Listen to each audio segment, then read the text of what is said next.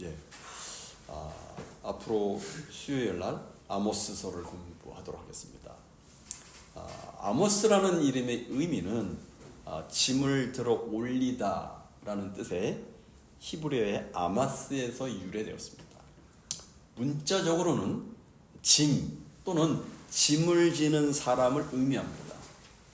아모스는 호세아와 동시대의 인물입니다.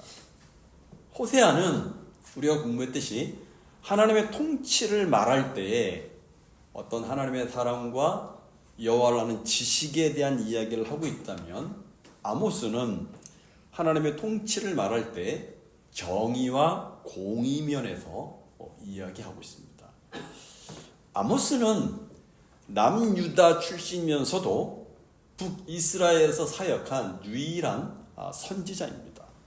앞에서 그의 이름이 짐을 지는 사람이라는 그런 뜻이라고 말씀드렸는데, 아마도 남유다 사람으로서 이 패역한 북이스라엘 백성들에게 하나님의 심판을 선포하는 사역이 아마 그에게는 실로 무거운 짐이었다는 것을 시사합니다. 실제로 아모스 7장 10절 이하에 보니까 아모스 당시에 북이스라엘의 종교적 중심지이고 우상숭배의 근원지인 이 베델의 제사장 아마샤의 모함과 핍박을 아모스가 받게 됩니다. 그러기에 그의 사역은 결코 쉽지 않다는 것을 우리가 알 수가 있습니다.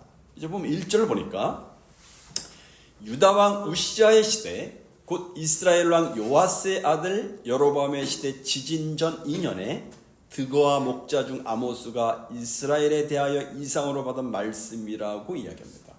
아모스가 선지자로서 활동하던 당시에 남유다와 북이스라엘 모두 정치적으로, 경제적으로, 군사적으로 굉장히 크게 번성하였던 시대입니다.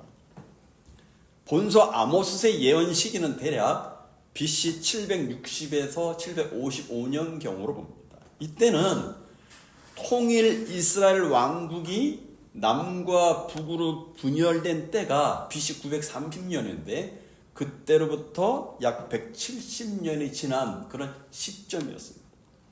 북왕국 이스라엘이 아수르에 의해서 완전히 멸망하기까지, BC 721년 완전 멸망하기까지 약 40년도 채 남지 않은 그런 시기였어요.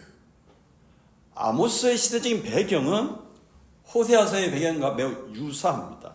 그래서 1절에 보니까 북왕국 제13대 왕 여로보암 2세와 남왕국 제10대 왕이었던 우시아가 통치했던 때라고 이야기를 하고 있습니다.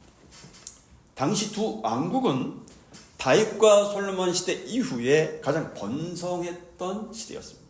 그러나 종교적으로는 남이나 북이나 전 이스라엘 백성들이 교만에, 그리고 이 타락의 극에 달하였던 그런 시기였습니다. 그래서 하나님의 섬김을 소홀히 하고 각종 우상 숭배에 취해 있었습니다.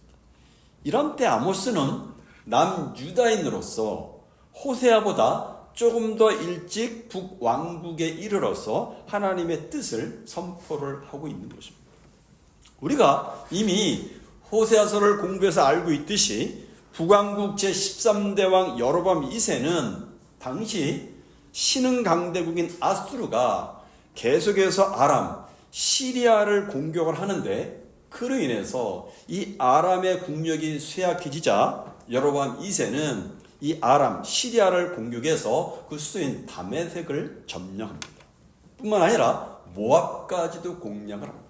그래서 열왕기하 14장 25절 이하에 보니까 하나님께서 모세를 통하여서 이스라엘 민족에게 주시기로 약속하였던 북쪽 땅의 경계인 하맛 어기에서 남쪽 아라바 바다, 사해 바다까지 그 영토를 넓히게 됩니다. 이렇듯 광대한 영토를 차지한 때는 이스라엘 역사상 통일 왕국 다윗과 솔로몬 시대를 제외하면 여로보암 2세뿐이었습니다. 여로보암 2세는 국가 경영에도 굉장히 탁월해서 지리적인 여건을 이용한 중개 무역으로 국가의 부를 크게 증진시켰습니다. 이로써 이 북이스라엘은 다윗과 솔로몬 이후에 명실상부한 경제적으로 정치적으로 최전성기를 누리게 되었습니다. 그러나 우리가 이미 호세아서를 공부해서 살펴봤듯이 그렇게 정치적으로 경제적으로 군사적으로 부유해지자 극심한 종교적인 도덕적인 타락이 일어납니다. 그리고 그로 인해서 물질 만능주의, 현세지향적이고 극단적인 인본주의적인 이기심이 팽배합니다. 아모스 6장 4절 이하에 보면 오직 자신들의 일신상의 안일만을 위해서 사치와 방탕을 일삼게 됩니다. 그리고 아모스 5장 11절에 보면 세법을 악용을 하고, 그래서 아모스 2장 6절에 보니까 가난한 자를 착취하고, 아모스 5장 12절에 보니까 의인을 학대하기를 그치지 않았습니다. 따라서 저들의 신앙생활은 단 하나의 장식품에 지나지 않았습니다. 그래서 아모스 4장 5장에 보면 저들은 제사와 절기를 어떤 형태로든지 지키기만 하면 하나님은 자신들을 영원히 번영하도록 지켜주실 것이라고 확신했습니다. 그러면서도 현세적이고 물질적인 축복을 가져다주는 신이라면 그 어떤 우상도 서슴없이 받아들이고 섬겼어요. 우리가 잘 알고 있습니다. 바알도 그랬고 그 밖에 많은 신들. 그만큼 저들은 자신들의 탐욕을 채우기에 모든 수단과 방법을 가리지 않았습니다. 한마디로 현세적인 부귀영화를 위한 삶이었습니다. 따라서 북이스라엘 백성들은 수직적으로 하나님과의 관계, 그리고 수평적으로 인간적인 관계도 모두 다 파괴해버리는 이 불의한 삶을 살게 됩니다. 그래서 아모스 선지자는 북이스라엘 백성들이 하나님께 대해서나 이웃에 대해서나 의로운 삶을 찾아보기가 힘든 총체적인 부패 상황을 지적을 하게 됩니다. 그리고 그러한 삶이 계속해서 지속이 되는 한 그들이 아무리 하나님의 선미라도 할지라도 멸망, 심판을 받을 수밖에 없다라는 것을 지적합니다. 그래서 오직 하나님 앞에서 공의를 회복함으로써 멸망 가운데서 구원받을 촉구하는 메시지를 선포하게 됩니다. 그리고 아모스는 북이스라엘 향하여 메시지를 선포하는 중에도 자기 동족인 남유다 백성들을 향한 메시지 동시에 선포합니다. 남유다도 북이스라엘 백성들과 동일하게 불의를 계속해서 행하는 이상 그들도 역시 하나님의 심판을 면치 못할 것이라고 남유다를 향해서 또 외칩니다. 그리고 이런 메시지를 그가 책으로 기록한 것은 그 당시 북이스라엘 백성들에게, 남유다 백성들에게만 그치는 것이 아님을 시사합니다. 하나님 앞에서 공의를 왜곡하는 자들은 어느 세대 누구를 막론하고 하나님의 심판을 면치 못할 것이라고 하는 주망한 그런 경고를 하고 있는 것입니다. 그러므로 아모스 당시에 북이스라엘의 사회보다 그 타락의 정도가 결코 뒤지지 않는 이 현대를 사는 우리들도 겸허한 마음으로 아모스의 메시지에 우리가 귀를 기울이자면 안 될 것입니다. 다시 1절을 보십시오. 이 시대의 특징 중에 하나를 여로보암 시대 지진 전 2년이라고 말씀합니다. 그러므로 아모스가 하나님의 묵시를 받아서 예언하기를 시작하고 2년 후에 지진이 일어납니다. 이 지진이 얼마나 엄청난 것인지 아모스 후대 선지자인 스가랴 선지자도 스가랴 14장 5절에서 예루살렘이 받을 하나님의 심판을 이 지진에 비유합니다. 그래서 스가랴 14장 5절 상반절에 보면 그 산골짜기는 아셀까지 이를지라 너희가 그 산골짜기로 도망하되 유다 왕 우시야 때 지진을 피하여 도망한 것과 하리라 이렇게 이야기합니다. 앞에 언급했듯이 아모스서를 기록한 연대가 남유다 우시야와 북이스라엘 여로보암 2세 때 두 왕의 통치 절정기인 BC 760에서 755년경으로 봅니다. 그런데 고고학자들에 의하면 바로 이 두 왕의 통치 절정기 때인 이스라엘의 전역에 걸쳐서 지진이 일어난 것으로 추정했는데, 구체적으로 고고학의 발굴 과정에서 뭐 부서진 그릇, 램프, 조리기구, 항아리 이런 것들을 포함해서 건물의 벽이 무너진 이후에 파괴된 층을 통해서 규모가 약 6에서 7 정도의 지진이 일어났다는 것으로 고증을 했습니다. 그러니까 규모가 6, 7 정도의 지진이 일어났다. 그 당시에 어떤 우리나라나 뭐 지금은 뭐 현대적으로 건물을 짓지 않습니까? 그렇죠? 거기는 다 뭐 흙집이잖아요. 그렇죠? 그러니까 뭐 6, 7이면은 뭐 어마어마한 거죠. 그렇죠? 어마어마한 지진이 일어났다. 아모스 4장 11절에 보니까 아모스 시대에 발생한 지진과 관련해서 이렇게 얘기합니다. 내가 너희 중에 성은 무너뜨리기를 하나님 내가 소돔과 고모라를 무너뜨린 것 같이 하였으므로 너희가 불 붙는 가운데서 빼낸 나무 조각 같이 되었으나 너희가 내게로 돌아오지 아니하였다라고 기록하는 것을 볼 수 있습니다. 이처럼 아모스는 이 지진이 발생하기 2년 전에 이상을 통해서 하나님의 뜻을 보고 이 말씀을 이야기합니다. 즉 임박한 하나님의 심판에 대해서 경고를 하였습니다. 지진은 하나님의 임박한 심판에 대한 강력한 경고였어요. 그러므로 아모스는 이 지진을 하나님의 경고와 회개 촉구에 대해서 이 불순종한 북이스라엘에 대한 하나님의 크고 두려운 최종 심판에 대한 전조 현상으로 이해하고 있다는 것을 우리는 알 수가 있습니다. 그러므로 이때 일어난 지진은 오늘날의 우리나라에서도 그리고 다른 나라에서도 일어나고 있는 이 지진과의 성격이 다릅니다. 오늘날의 지진이나 이로 인한 쓰나미 등은 하나님께서 허용하시는 어떤 자연적인 현상으로 우리가 이해할 수가 있습니다. 그러나 아모스 선지자 때의 땅에 일어난 지진은 남왕국 유다를 비롯해서 북왕국 이스라엘에게 그들을 위하여 그들이 섬기는 하나님께서 주시는 메시지의 성격이 띈 계시의 성격으로 주었던 지진이었습니다.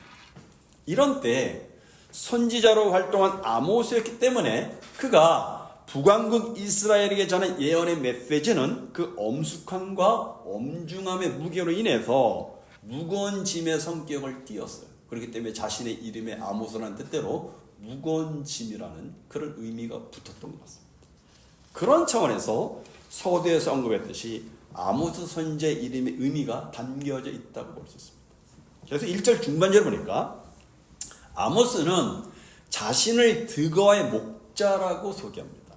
드고아는 지리적으로 예루살렘으로부터 남쪽으로 약 16에서 20km 그리고 베들레헴 남쪽으로부터 약 10km 정도 떨어진 곳에 위치해 있고 해발 800m가 넘는 고지대에 위치해 있다고 합니다.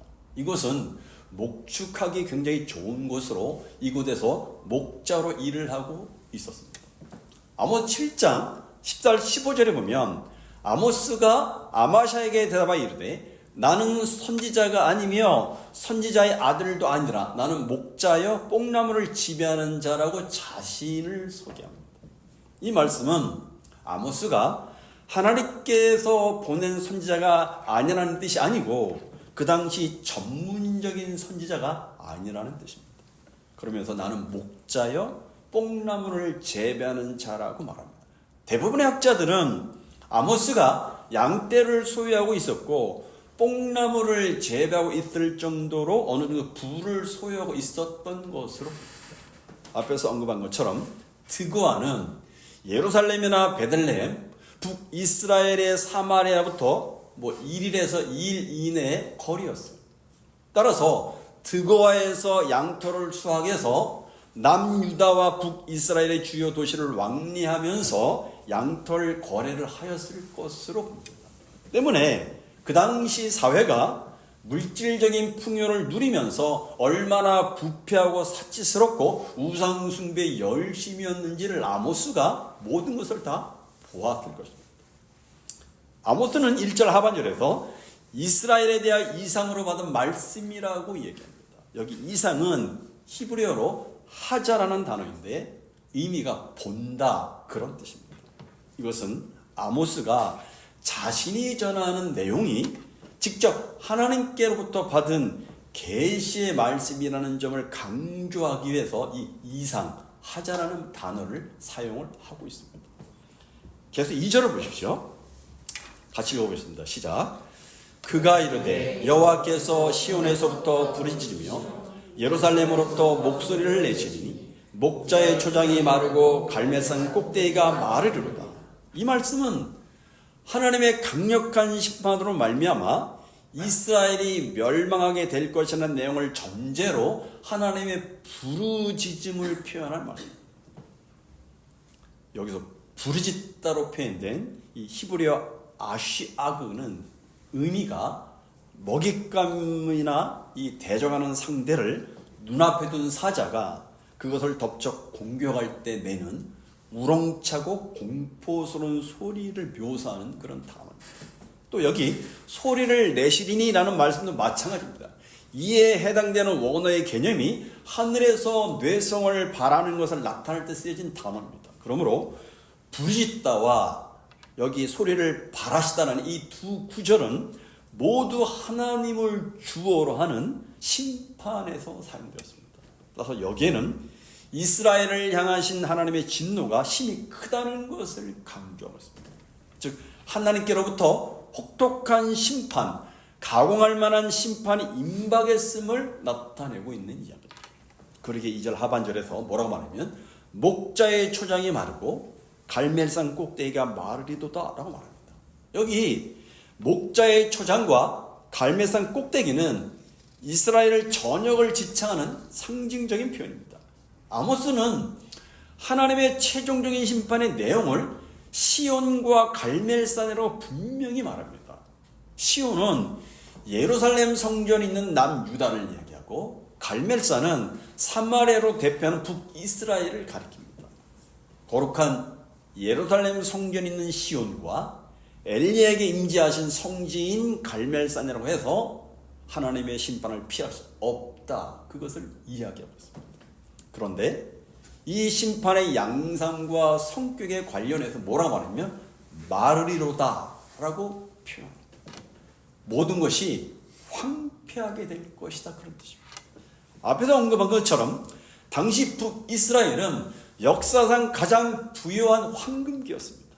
그런데 하나님의 심판으로 이 모든 것들이 송두리째 상실되고 황폐화될 것이다 라고 말씀합니다. 이처럼 하나님께서는 불의하고 죄악된 이스라엘을 심판하시겠다는 것입니다. 이런 메시지는 당시 이스라엘 백성들에게는 굉장히 낯설고 불편한 메시지였어요.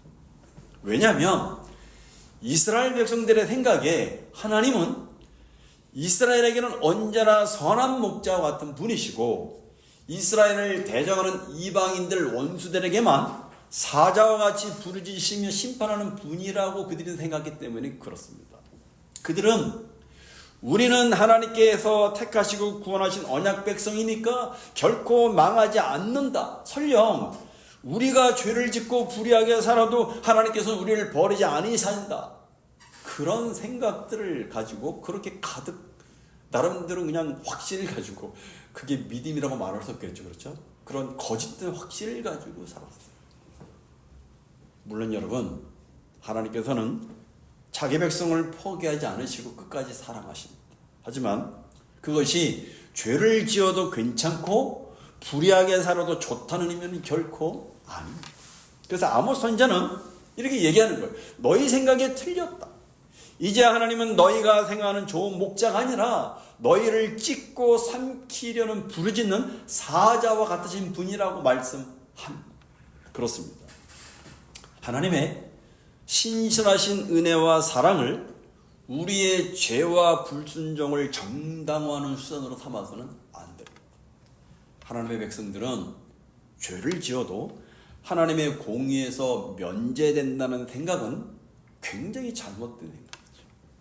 이방 나라들이 우상을 섬기고 죄악을 향하여서 하나님께 심판을 받은 것처럼 이스라엘이 이방 나라들과 같이 우상을 섬기고 악을 행하면 하나님께서 동일하게 심판하신다고 말씀하십니다.